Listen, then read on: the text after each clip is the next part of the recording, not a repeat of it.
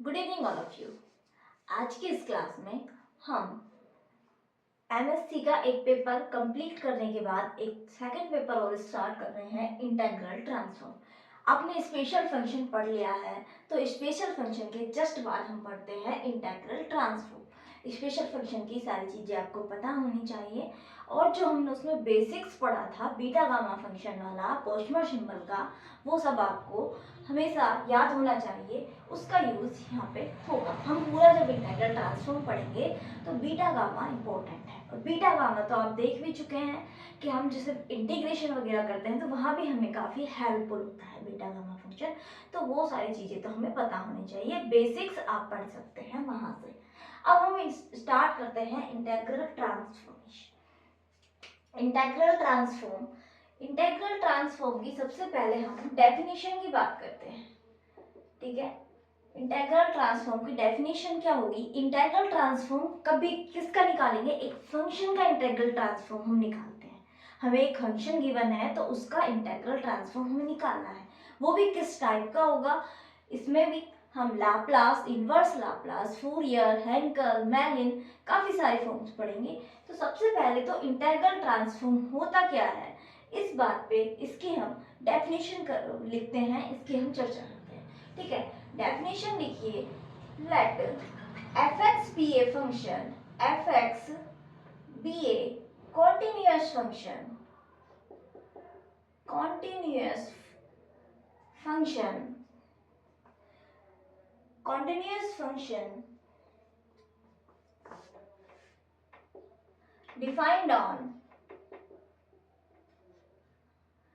हमारा function continuous के साथ सेक्शनली कॉन्टिन्यूस भी हो सकता है, ठीक है। तो कॉन्टिन्यूस फंक्शन डिफाइंड ऑन, ये चर्चा हम आगे करते जाएंगे, जैसे जैसे एग्जांपल करते जाएंगे। आप चाहे तो यहाँ पे सिर्फ लिख लीजिए fx be a function, fx be a function defined on interval, defined on interval, मान लिया open a to b, then the integral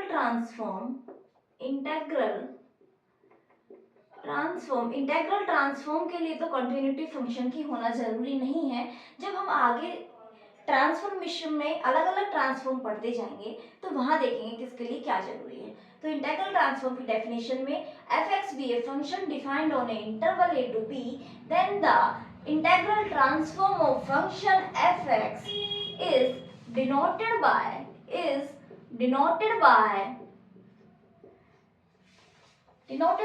transformation of fx, p एक नया पैरामीटर है, इस तरह हम इसे डिनोट करते हैं। डिनोट कैसे करेंगे? t of fx p and defined कैसे करेंगे? हमारे पास ट्रांसफॉर्मेशन है fx p, इसे हम इंटीग्रेशन करेंगे माइनस इन्फिनिटी टू इन्फिनिटी के x कोमा p, के कोई फंक्शन है, अनदर फंक्शन है x कोमा p का, एंड fx dx। कंडीशन हम fx में हमारे पास कंडीशन नहीं है, और हमारा ये जो k ऑफ फंक्शन है, ये फंक्शन क्या है? Kernel of integral transform. ये क्या है? कर्नल ऑफ इंटीग्रल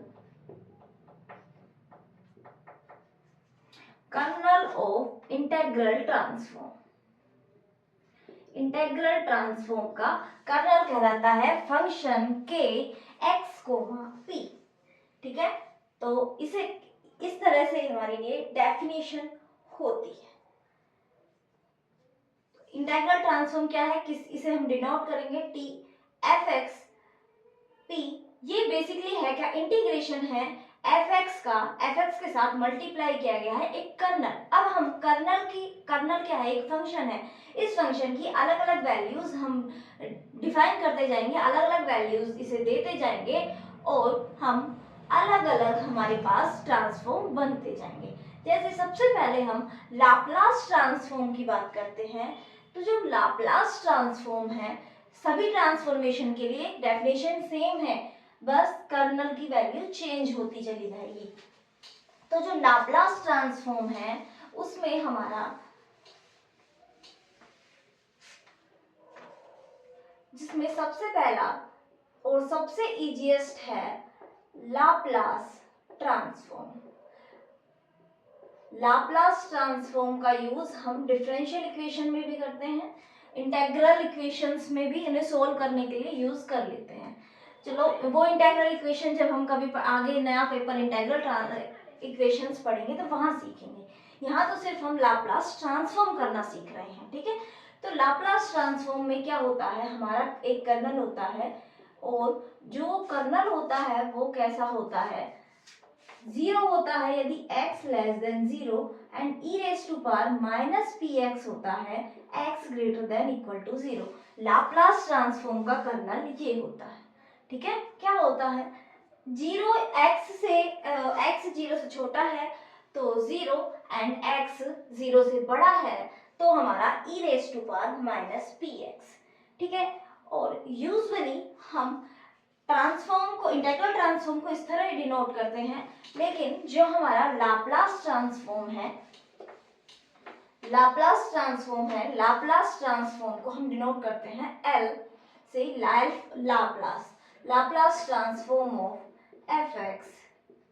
ये क्या होगा हमारे पास, इंटीग्रेशन, अब माइनस इन्फिनिटी टू इन्फिनिटी था, लेकिन minus infinity to zero plus zero to infinity, इस तरह हम कर सकते हैं fx dx। जब जीरो से छोटा है तो कर्नल की वैल्यू है जीरो एंड बड़ा है तो e raise to power minus P x.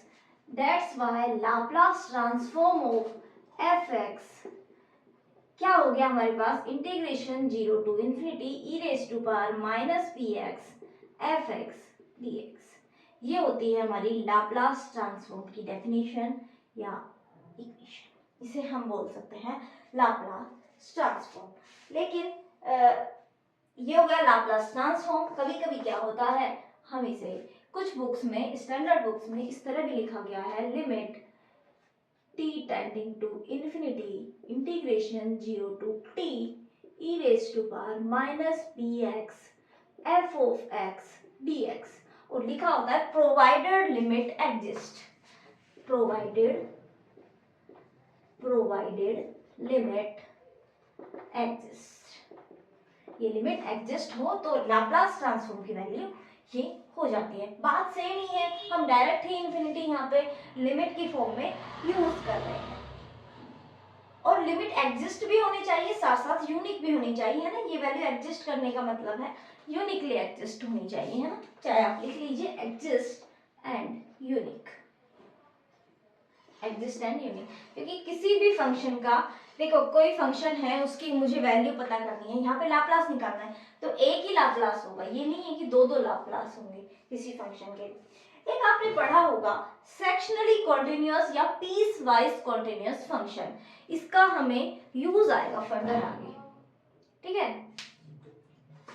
Function, मान लिया कोई फंक्शन है वो a टू b मेरा डिफाइंड है किसी इंटरवल पे, या तो हो सकता है सीधा हमें fx बराबर कुछ इस तरह से सिंपल फंक्शन दिया गया है, जैसे मान लिया e raise to power minus P x, ये दे दिया। अब a to b continuous function है, हम जानते हैं, ये तो हो गया कॉन्टिन्यूअस फंक्शन। दूसरा, या हमें दे दे fx बराबर x है, ये भी कैसा है, कॉन्टिन्यूअस फंक्शन है। दूसरा क्या होता है, सेक्शनली कॉन्टिन्यूअस। मान लिया मेरे पास फंक्शन मुझे 1 to 4 डिफाइन करके दिया है, किस तरह से, यदि मेरा x है वो 1 to 2 होगा तो वैल्यू होगी x, 2 to 3 होगी तो e raise to power x, and 3 to 4 होगा तो मोड x।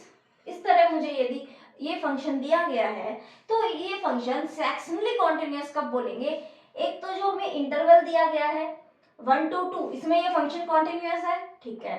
इसमें इस 2 to 3 में ये वाला कॉन्टिन्यूअस है, इसकी डेफिनेशन, ठीक है। इसमें ये कॉन्टिन्यूअस है, ठीक है। और जो हमारे एंड पॉइंट्स हैं ये 1 2 पे इसकी लिमिट एग्जिस्ट करती है, करती है, 2-3 पे इसकी लिमिट एग्जिस्ट करती है 3-4 पे लिमिट एग्जिस्ट करती है।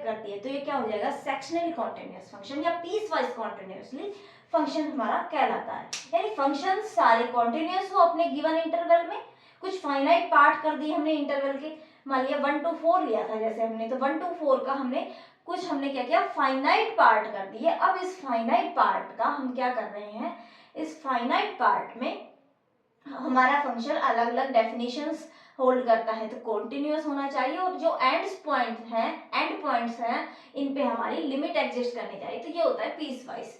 तो ये आपको थोड़ा ध्यान में रखना है, इंपॉर्टेंट है, जहां से हमारा क्वेश्चन काफी बार आया हुआ है, एक्सपोनेंशियल ऑर्डर। इंपॉर्टेंट क्या है, एक्सपोनेंशियल ऑर्डर, उस पर हम बात करते हैं। ठीक है, आगे चलते हैं। Exponential order of a function.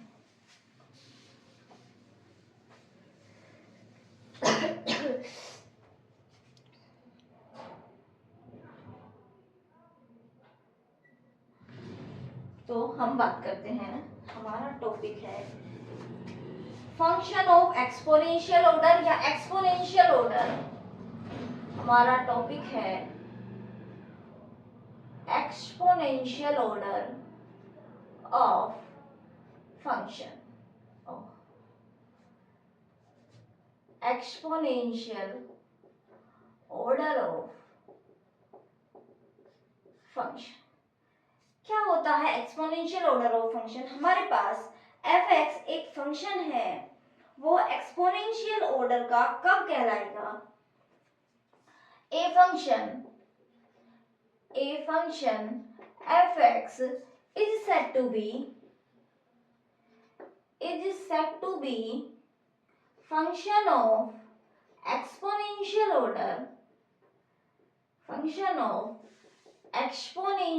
order, order क्या है, गामा, क्या होना चाहिए, greater than 0, exponential order gamma if limit e raised to power minus gamma x f(x) बराबर 0, x टेंडिंग टू इंफिनिटी। यदि हमारी ये limit x tending to infinity e raised to power minus gamma x f(x) ये कैसी हो जाए, zero नहीं sorry finite, exist कर जाए, एग्जिस्ट यूनिकली। यदि हमारी ये लिमिट एग्जिस्ट कर जाए तो हम क्या कहेंगे, exist uniquely and finitely, finite exist कर जाए, है ना, यूनिकली फाइनाइटली। यदि ये लिमिट हमारी एग्जिस्ट कर जाती है तो हम क्या कहते हैं, एक्सपोनेंशियल ऑर्डर गामा का हमारा फंक्शन बताते हैं। या फिर हम इसे दूसरे वर्ड्स में ऐसे कह सकते हैं कि जो हमारा फंक्शन है, हम इसे एक फंक्शन कंसीडर करते हैं, मान लिया फॉर ए गिवन हमारे पास एक नंबर है x note, x greater then x note, four sufficient large है हमारे पास x नोट, इससे बड़े किसी भी x के लिए हमारे पास एक m ऐसा नंबर मिलेगा कि मेरे पास mod e raise to power gamma x f(x) ये क्या हो जाएगा, less than equal to m। इसका जो मॉडुलस है वो लेस देन m हो जाएगा इस x नोट से बड़े हर नंबर के लिए। या आप इसे ऐसे लिख सकते हैं, for a given x naught there exist a such number m कि mod e raise to power minus gamma x f(x) का मोड लेस देन m हो जाएगा। या आप इसे लिख सकते हैं, mod f(x) less than m e raise to power gamma x, क्योंकि e रेज टू पावर ये कैसा फंक्शन है, पॉजिटिव फंक्शन होता है, हम इसे इस तरह लिख सकते हैं, पॉजिटिव फंक्शन है, इसे इस साइड ले जा सकते हैं, for all x greater than equal to x naught. ठीक है, तो ये इसकी दूसरी डेफिनेशन हो गई। आपको डेफिनेशन पहली वाली याद रखनी है, यदि सेकेंडली आप किस लिए याद रखेंगे, आपसे पूछ ली जाए तो एग्जाम में, आप ये और लिख लीजिए, for given x naught there exist m such that, ठीक है, अब यदि let delta greater than, delta है वो बड़ा है किससे, गामा से, डेल्टा ग्रेटर देन गामा एक नंबर है मेरे पास, ठीक है। अब मैं चेक करना चाह रही हूँ एक्सपोनेंशियल ऑर्डर ऑफ इस फंक्शन का एफ एक्स का, तो मुझे लग रहा है कि गामा क्या है, exponential sorry delta, gamma exponential order का एफ एक्स है, तो क्या गामा डेल्टा होगा, वो भी एक्सपोनेंशियल, डेल्टा भी उसका ऑर्डर हो सकता है, E raise to power minus delta X F X बराबर integration 0 to infinity E raise to power minus delta X. F X क्या आ रहा है यहाँ से, इसके मॉडुलस की वैल्यू है और हम पॉजिटिव में ही चल रहे हैं तो एफ एक्स यही हो जाएगा, m E raise to power gamma x d x, sorry ये डी एक्स,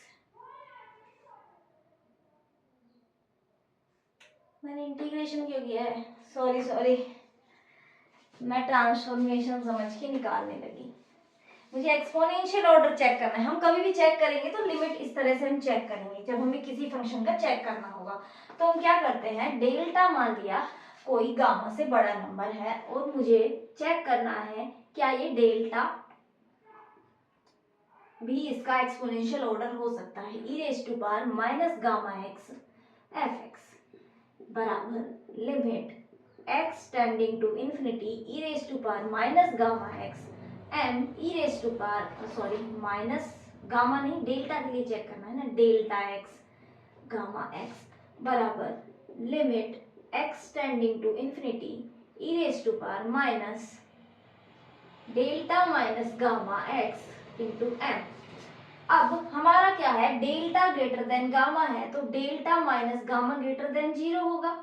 ये क्या है, कोई रियल नंबर है, ये तो फिक्स नंबर है तो इसे तो हम बाहर ले सकते हैं m, और ये लिमिट क्या हो जाएगी, ये पॉजिटिव नंबर आ रहा है कोई तो माइनस इन्फिनिटी बनेगा, minus e raise to power minus infinity 0, this is limit 0 exist finitely, so we can say fx is exponential order delta, यानी कि आपको इससे पता लगा fx है उसका एक्सपोनेंशियल ऑर्डर है गामा, fx का एक्सपोनेंशियल ऑर्डर हम लेके चले थे गामा। अब यदि कोई नंबर डेल्टा आता है गामा से बड़ा तो ये इंप्लाइज कर देगा fx is also exponential order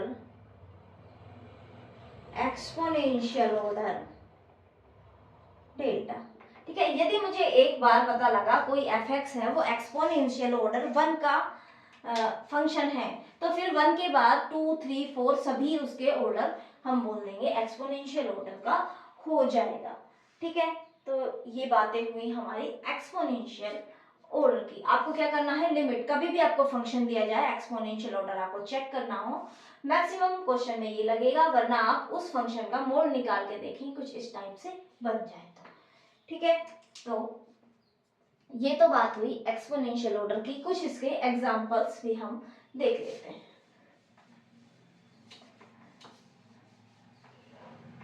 इसके एग्जांपल्स में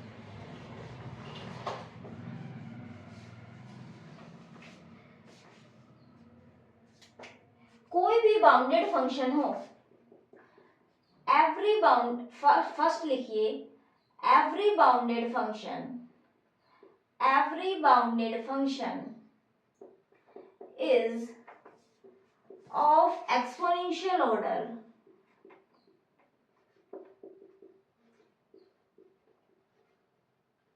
जीरो, एक्सपोनेंशियल ऑर्डर 0 का होगा कोई भी bounded function. sin x is bounded, ठीक है। हमें क्या चेक करना होगा, यदि 0 का है तो हम इस वाली लिमिट चेक करते हैं, limit x tending to infinity E raise to power minus 0x fx बराबर limit x tending to infinity, ये तो 0 1 हो गया, sin x क्या होगा, ये कैसा फंक्शन हो जाएगा हमारा, बाउंडेड फंक्शन है तो इसकी लिमिट फाइनाइटली है ना, इसकी लिमिट कैसी आ रही है, फाइनाइट लिमिट आएगी कोई ना कोई -1 से 1 के बीच में, या फिर आपने दूसरी वाली डेफिनेशन जो पढ़ी थी, यहाँ से तो आपको ये पता लग रहा है कि एग्जिस्ट कर रही है फाइनाइटली, लेकिन एग्जिस्ट क्या करेगी, आप एग्जिस्ट नहीं करा पा रहे क्योंकि -1 से 1 के बीच वेरी कर रही है। लेकिन आपने देखा जो हमारा एफ एक्स है वो कैसा हो गया, किसी m क्या है 1 e⁻0x, हमने पढ़ा था दूसरी रिजल्ट में एफ एक्स है वो कैसा हो रहा था m e⁻γx। अब यदि मैं sin x को इस तरह लिख दूं, sin x क्या है 1 से छोटा है, m 1 हो गया, e⁻0x ये भी 1 होता है, तो हम क्या कह सकते हैं, 0, गामा की वैल्यू क्या आ गई 0, एक्सपोनेंशियल ऑर्डर 0 का फंक्शन है। यहाँ से बात नहीं बनी तो हमने यहाँ से बनाने की कोशिश की हमारे फंक्शन को। दूसरा sin x, इसी तरह sin यदि ax दिया हो, cos ax हो, sin x cos x है, ये हमारा कैसा है बाउंडेड फंक्शन। बाउंडेड फंक्शन है तो ये कैसे हो जाएंगे हमारे एक्सपोनेंशियल ऑर्डर 0 के। इसके अलावा कोई भी बाउंडेड फंक्शन हो, कोई कांस्टेंट फंक्शन है वो भी बाउंडेड होता है, उसे भी हम एक्सपोनेंशियल ऑर्डर 0 का बोलेंगे। x raised to power n is of exponential order,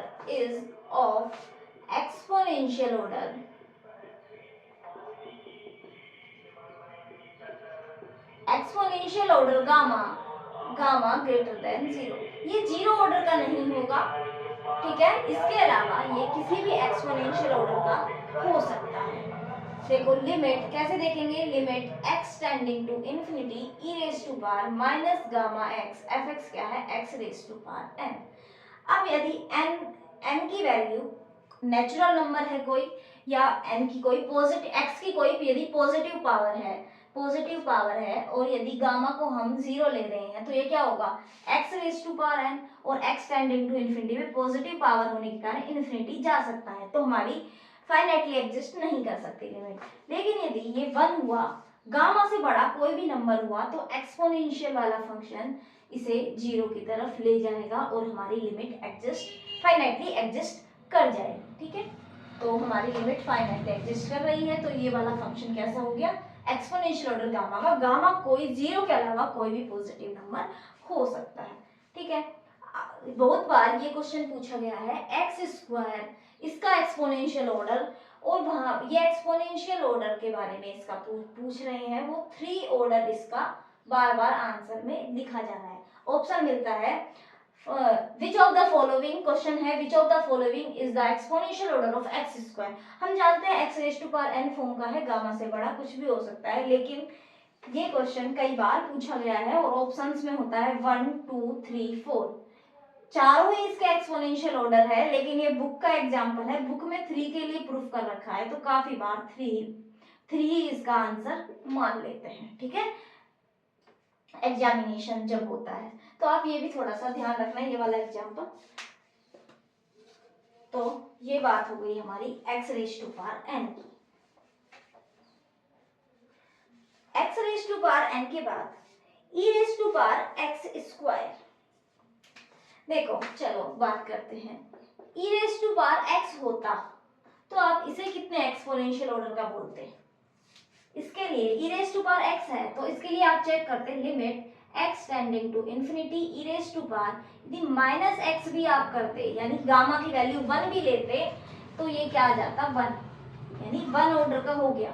लेकिन e⁻x² है, अब आप गामा की वैल्यू कितनी भी बड़ी ले लें, यदि आप e⁻−γx limit x tending to infinity, यदि आप गामा की वैल्यू कितनी भी बड़ी ले ले तब भी ये इंफिनिटी पे ही जाने वाला है, चाहे कितनी 0 तक कितनी छोटी ले ले, चाहे कितनी भी आप बड़ी ले लें, इंफिनिटी पर जाने वाला है। इसका मतलब आपसे ये भी पूछ सकता है e⁻x² is not the function of exponential order,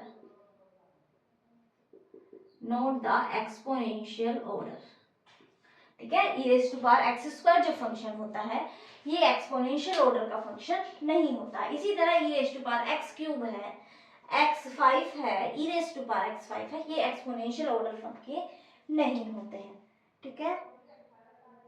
इसके बाद ये आप नोट कर लें पहले।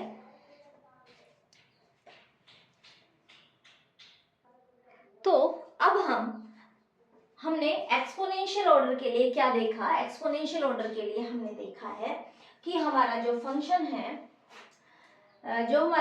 है उसकी limit e raise to power minus gamma x extended to infinity या तो एग्जिस्ट फाइनाइटली करें। दूसरा हमने देखा है या फिर हमारा जो फंक्शन है वो बाउंडेड हो जाए m e raise to power gamma x, इस टाइप का हमारा यदि फंक्शन बनता है तो हम उसे एक्सपोनेंशियल ऑर्डर का फंक्शन बोल देते हैं। ठीक है, यहाँ तक बात हो गई। तो एक्सपोनेंशियल ऑर्डर पे कभी कभी एक नंबर का क्वेश्चन आ जाता है।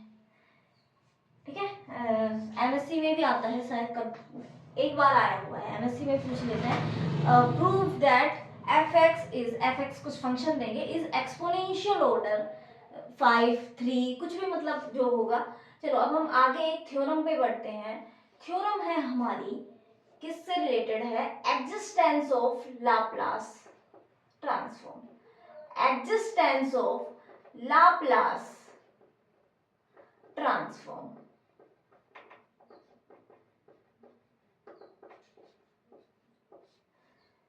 मान लिया एफ एक्स कैसा है, यदि पूरे हम डोमेन जो ले रहे हैं वो ले रहे हैं 0 से इन्फिनिटी तक। ठीक है, इन्फिनिटी पे तो इक्वलिटी नहीं आती, इस तरह से 0 से इन्फिनिटी यदि हम हमारे फंक्शन का डोमेन ले रहे हैं, क्योंकि हमें जो लाप्लास में कर्नल होगा वो भी 0 से इन्फिनिटी तक ही होगा। ठीक है, तो एफ एक्स इज मान लिया पूरा कॉन्टिन्यूस भी नहीं है तो सेक्शनली कॉन्टिन्यूस है। मैंने इसको कुछ फाइनाइट पार्ट्स में डिवाइड किया, 0 बराबर तो x नोट 0, यहाँ ये हो गया x नोट, फिर x1, इस तरह से मैंने इसे डिवाइड किया। कुछ फाइनाइट पार्ट्स हैं, पार्ट्स कितने हैं, लास्ट xn तक है, ये मान लिया इन्फिनिटी है, ये फाइनाइट पार्ट्स हैं। जहां इसको कॉन्टिन्यूटी में प्रॉब्लम थी मैंने वहीं पे ब्रेक किया सिर्फ। ठीक है, 0 टू इन्फिनिटी में हमारे एफ एक्स को जहां पे प्रॉब्लम थी वहां पे मान लिया कुछ फाइनाइट पार्ट्स पे यदि प्रॉब्लम है, फाइनाइट पार्ट्स पे ब्रेक किया, लिमिट तो एग्जिस्ट करेगी, वो बात अलग है, लिमिट बराबर नहीं हो रही इसलिए कॉन्टिन्यूटी नहीं आ रही है उस पॉइंट पे।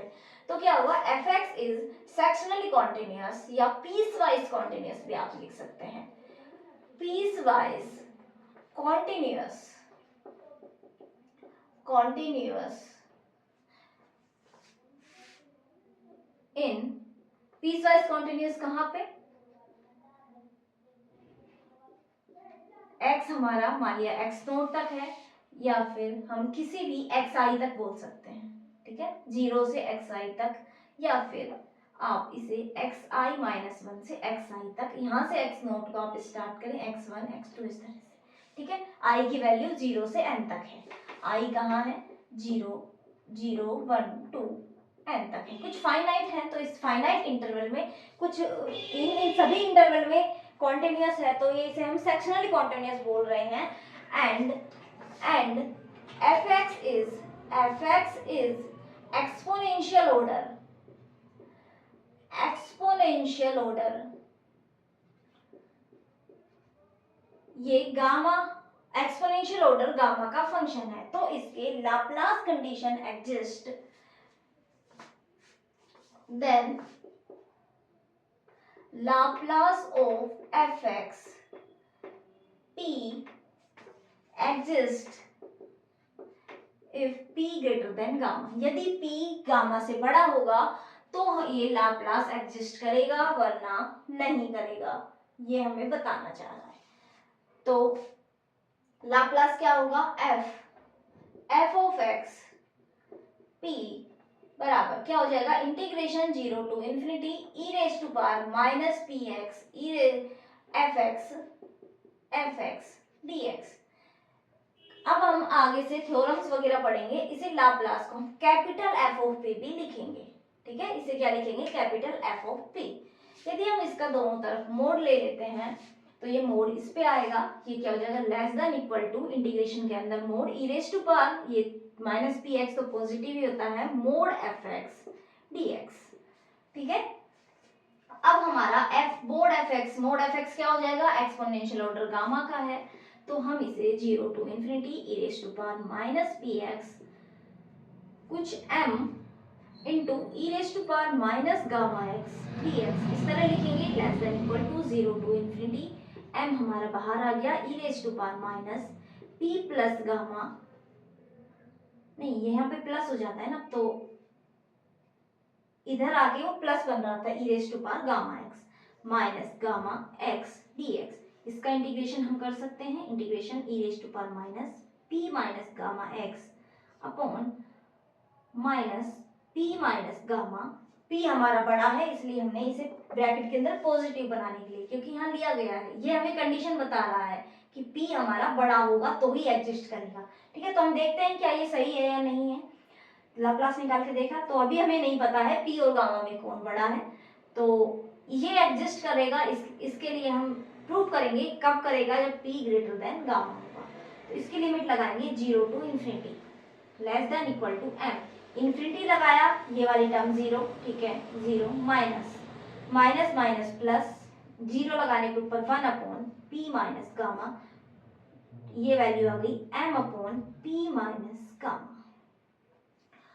लाप्लास की वैल्यू आ गई हमारी m upon p minus gamma, और ये कब एग्जिस्ट करेगी, ये हमें साफ साफ दिख रहा है जब हमारा p ग्रेटर देन गामा होगा। यदि p ग्रेटर देन गामा नहीं होता, p ग्रेटर देन गामा नहीं होता, तो हमारी ये जो कंडीशंस हैं, हम जो ये माइनस लेके चले हैं, क्यों ये वाली क्वांटिटी भी माइनस की होती तो यहाँ पे फिर प्लस होता और हमारी ये सारी वैल्यूज चेंज होने लग जाती। इंटीग्रेशन की वैल्यू, यदि p माइनस गामा हमारा नेगेटिव हो जाता, मान लेते हम कि p लेस देन क्या है, गामा है, तो क्या हो रहा था, ई रेज टू पावर हमारे पास क्या होता, minus p minus gamma x, ये बन रहा था।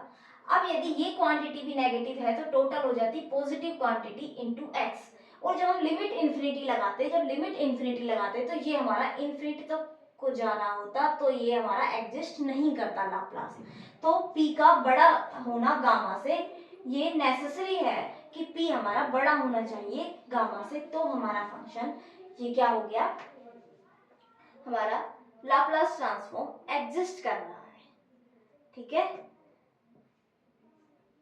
लेकिन ये क्या है, सफिशिएंट हो गया हमारा कि यदि p हमारा गामा से बड़ा हो जाए तो ये हो गया।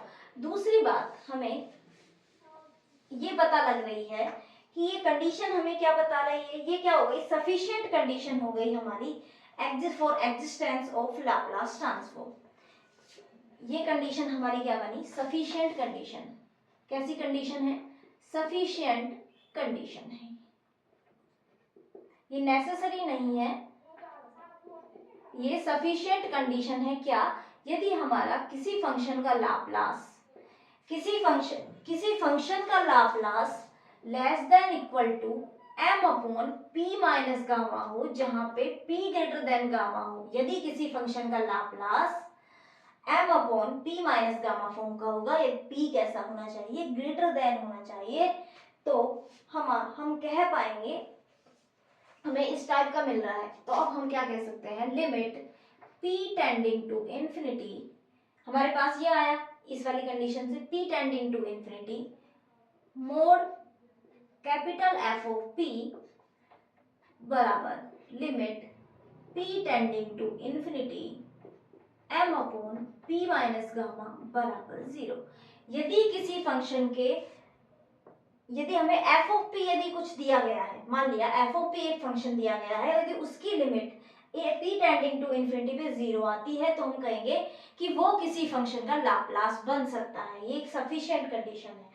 ठीक है, तो हम कह सकते हैं कि ये किसी फंक्शन का लाप्लास बन सकता है। अदरवाइज यदि कोई फंक्शन ऐसा है जो हमारा इन्फिनिटी इसको करने पर हमारी वैल्यू क्या आ रही है, 0 नहीं आ रही है, तो वो फंक्शन कभी भी लाप्लास नहीं बन सकता।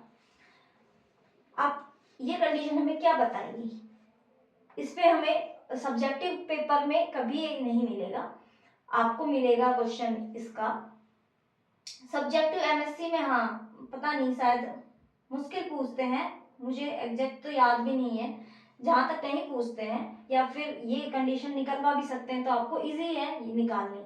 समझना क्या है, यदि आपको दिया है f ऑफ p एक फंक्शन है, एफ ऑफ पी एक फंक्शन है और आपसे बोला गया है क्या ये किसी एफ एक्स का, क्या ये किसी एफ एक्स का लाप्लास हो सकता है, किसी एफ एक्स का लाप्लास हो सकता है, ये पूछा गया है। तो आप क्या करेंगे, limit p tending to infinity f of p बराबर लिमिट निकाल के देखेंगे। यदि जीरो आ रहा है तो ठीक है, ये कोई ना कोई फंक्शन ऐसा एफ एक्स होगा जिसका ये लाप्लास बन रहा होगा। लेकिन यदि ये limit is not equal to zero, that's why कि ये फंक्शन किसी का लाप्लास नहीं हो सकता। ठीक है, इस तरह भी हम चेक कर सकते। जैसे 1 एफ ऑफ पी बराबर, यदि मुझे 1 दिया है, p दिया है, p अपॉन p माइनस 1 दिया है, तो ये फंक्शन कभी भी किसी फंक्शन के लाप्लास तो नहीं हो सकते। तो ये कंडीशन कैसी है, सफिशिएंट कंडीशन है। और सफिशिएंट कंडीशन है, ये कैसी कंडीशन नहीं है, नेसेसरी कंडीशन नहीं है। ठीक है, इसे हम नेसेसरी नहीं है, इसे हम एक एग्जांपल से भी देख सकते हैं। कैसे देखेंगे, देखो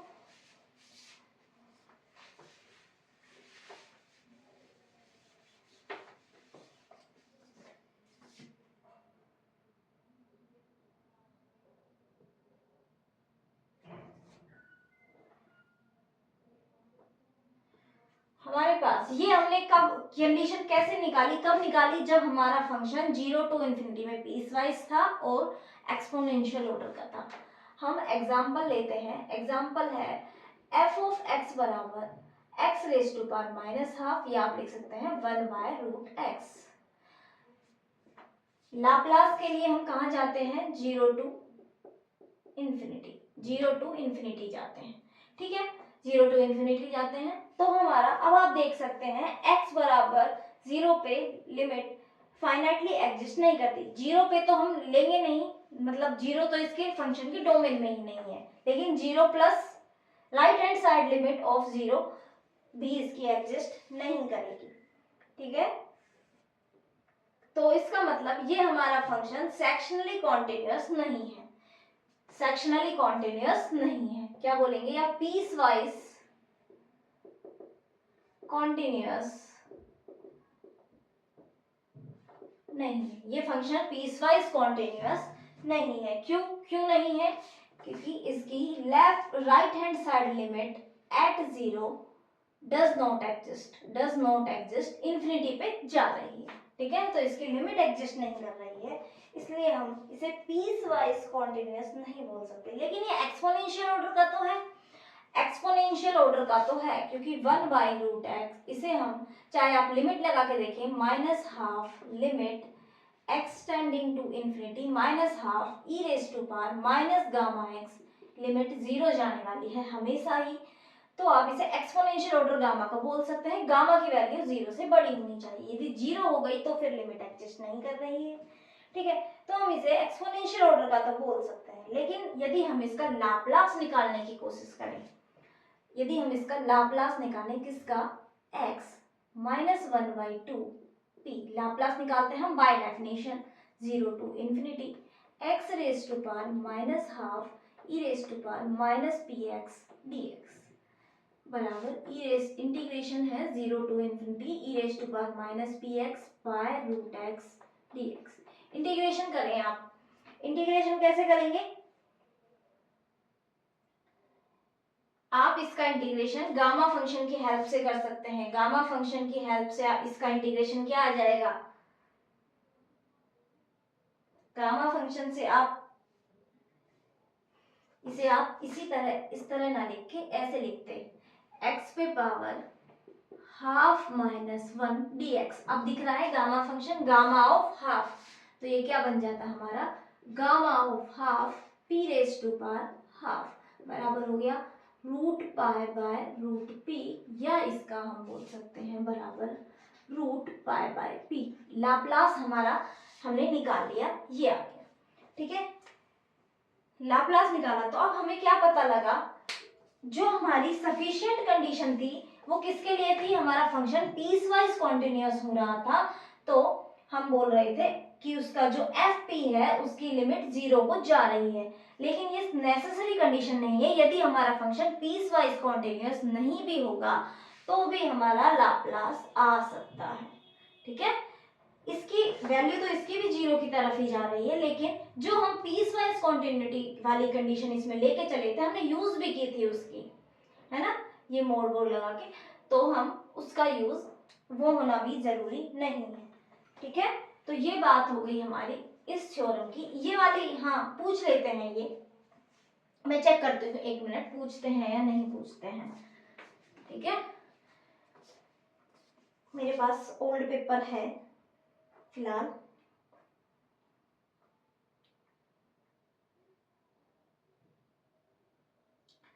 तो आप ये नोट तो कर लें, यानी कि जो जो थ्योरम है सफिशिएंट, ये हमें बताती है यदि कोई फंक्शन हमारा पीस वाइज कॉन्टिन्यूअस है, साथ के साथ एक्सपोनेंशियल ऑर्डर का है, तो उसका एफ ऑफ पी है, उसकी लिमिट कहाँ जा रही है, जीरो पे।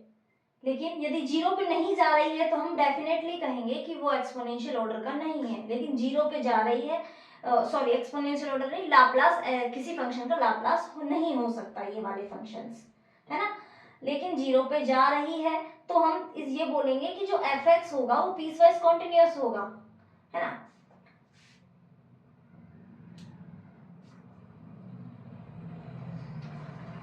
हाँ, ये एक दो बार पहले पूछा गया है, काफी साल पहले।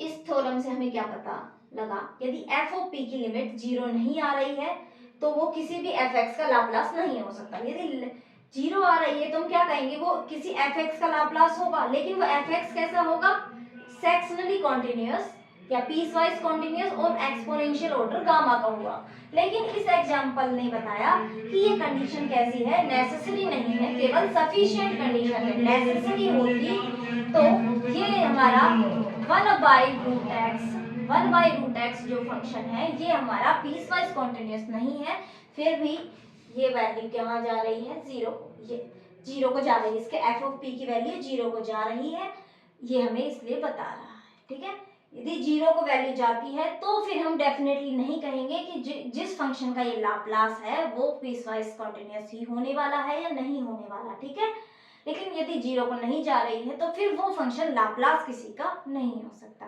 तो आज के लिए इतना ही। आज की क्लास कैसी लगी ये बता देना और वीडियो को शेयर कर देना। Okay, bye bye, thank you.